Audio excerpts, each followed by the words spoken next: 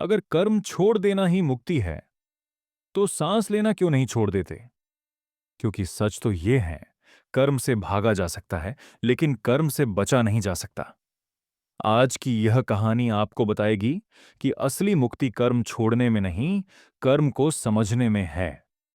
क्या आपने कभी सोचा है, सब कुछ छोड़ दूं? जिम्मेदारियां, रिश्ते, संघर्ष। अर्जुन ने भी कुरुक्षेत्र में खड्डा होकर यही अब सोचा था। और जो उत्तर श्री कृष्ण ने दिया, वह आज भी हर टूटे इंसान के लिए जरूरी है। आज मैं आपको एक कहानी सुना रहा हूं। एक साधु था जो कर्म छोड़कर जंगल चला गया, फिर भी मुक्त नहीं हुआ। और एक दूसरा कहानी सुना रहा हूं। एक किसान था जो दिन रात कर्म करता रहा, फिर भी वह इस चक्र में बंधा नहीं। फर्क कहां था? आज की कहानी इसी रहस्य को खोलेगी। अगर आप ये सोचते हैं कि जिम्मेदारी छोड़ देने से जीवन आसान हो जाएगा, तो यह कहानी आपके लिए बहुत महत्वपूर्ण होने वाली है। क्योंकि श्री कृष्ण ने अर्जुन से कहा था, तुम युद्ध से नहीं, जिम्मेदारी से भाग रहे हो। मनुष्य का सबसे बड़ा भ्रम यह है कि उसे लगता है कि कर्म उसे बांध रहा है। लेकिन श्री कृष्ण कहते हैं, कर्म नहीं, आसक्ति बांधती है। आज की यह कहानी आपके कर्म को नहीं, आपकी सोच को बदलेगी। अगर कर्म छोड़ना ही मुक्ति है, तो जीना क्यों नहीं छोड़ देते? अर्जुन भी यही सोच रहा था कुरुक्षेत्र में। और श्री कृष्ण का उत्तर हर उस इंसान के लिए है जो जिम्मेदारियों से थक चुका है। श्रीमद् भगवद गीता, अध्याय 3, कर्म योग की कहानी। कुरुक्षेत्र की धरती शांत नहीं थी।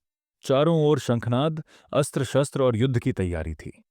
लेकिन उस भीड़ में एक योद्धा ऐसा था जिसका मन सबसे ज्यादा अशांत था। नाम था उनका अर्जुन। उसके हाथ से गांडीव फिसल चुका था। आंखों में आंसू थे, मन सवालों से भरा हुआ था। अभी कुछ देर पहले श्री कृष्ण ने उसे आत्मा का ज्ञान दिया था। उसने कहा कि आत्मा न जन्म लेती है, न मरती है। अब अर्जुन सोचने लगा, अगर आत्मा अमर है, अगर ज्ञान ही सबसे बड़ा है, तो फिर यह युद्ध क्यों? वह श्री कृष्ण की ओर मुड़ा और बोला, हे केशव, अगर ज्ञान कर्म से श्रेष्ठ है, तो फिर आप मुझे इतना भयानक कर्म करने को क्यों कह रहे हो? श्री कृष्ण मुस्कुराए और एक कहानी कही श्री कृष्ण ने अर्जुन की ओर देखा। उनकी मुस्कान में करुणा थी। वे बोले, अर्जुन, मैं तुम्हें एक कहानी सुनाता हूं।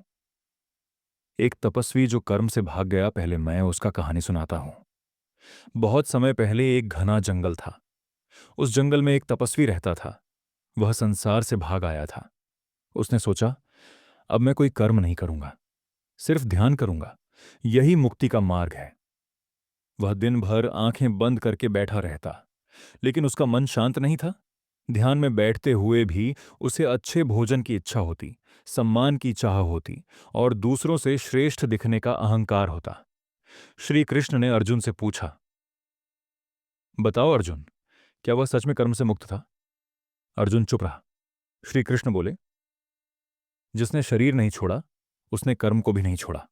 कर्म से कोई नहीं बच सकता। श्री कृष्ण ने कहा, अर्जुन, मनुष्य एक क्षण भी कर्म किए बिना नहीं रह सकता। सांस लेना कर्म है, सोचना कर्म है, चुप बैठना भी कर्म है। जो बाहर से कर्म छोड़ता है लेकिन भीतर इच्छाएं पालता है, वह स्वयं को धोखा देता है। श्री कृष्ण बोले, अब दूसरी कहानी सुनो। एक गांव में एक गरीब किसान रहता था। वह रोज खेत में काम करता, कड़ी धूप में पसीने से भीगा हुआ। लेकिन उसके मन में एक बात साफ थी, मैं अपना कर्तव्य निभा रहा हूं, फल भगवान पर छोड़ता हूं। कभी फसल अच्छी होती, कभी खराब, लेकिन वह न अहंकारी हुआ, न टूटा। श्री कृष्ण ने कहा, यही निष्काम कर्म है। श्री कृष्ण बोले, संसार एक यज्ञ है अर्जुन। किसान अन्न उगाता है, अन्न से जीवन चलता है, जीवन कर्म करता है, कर्म से संसार चलता है। जो केवल अपने लिए जीता है, वह इस यज्ञ को तोड़ देता है। तीसरी कहानी श्री कृष्ण ने कहा, क्या तुमने राजा जनक का नाम सुना है? राजा जनक महान ज्ञानी थे। उनके पास सब कुछ था, राज्य, धन, सम्मान। फिर भी वे कर्म करते रहे। उन्होंने कभी नहीं कहा, मैं ज्ञानी हूं, मुझे कर्म की क्या जरूरत। श्री कृष्ण बोले, अगर राजा जनक कर्म छोड़ देते, तो प्रजा मार्ग भटक जाती। श्रेष्ठ व्यक्ति का आचरण पूरे समाज को दिशा देता है। चौथा, कहने क्या आपको पता है काम और क्रोध का जन्म कैसे होती है? ये भी हम इसी अध्याय में जानेंगे। अर्जुन ने पूछा, हे कृष्ण, फिर मनुष्य गलत कर्म क्यों करता है? श्री कृष्ण गंभीर हो गए। उन्होंने कहा, अर्जुन, काम और क्रोध मनुष्य के सबसे बड़े शत्रु हैं।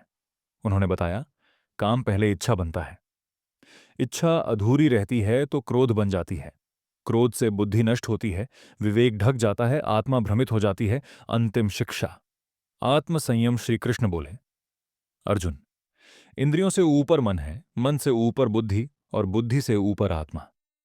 जो आत्मा को जान लेता है वह काम और क्रोध को वश में कर लेता है। इस कहानी से हमें क्या सीख मिलती है? श्री कृष्ण ने धीरे से कहा, अर्जुन, भागना समाधान नहीं है, कर्म छोड़ना समाधान नहीं, आसक्ति छोड़ना सीखो, कर्म करो लेकिन फल के गुलाम मत बनो। अर्जुन की आंखों में अब भ्रम नहीं था। उसने गांडी उठाया।